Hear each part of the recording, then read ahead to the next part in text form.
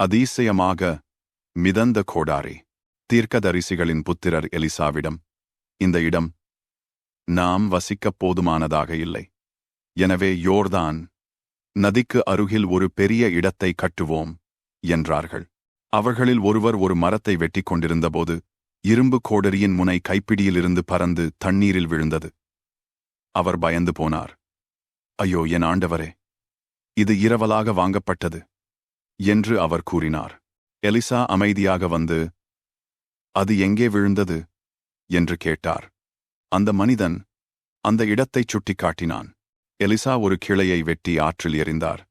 ஆச்சரியமான ஒன்று நடந்தது. கனமான இரும்பு கோடரியின் முனை தண்ணீரின் வழியாக உயர்ந்து மேற்பரப்பில் மிதக்கத் தொடங்கியது. இரும்பு கனமானது, மிதக்க முடியாது.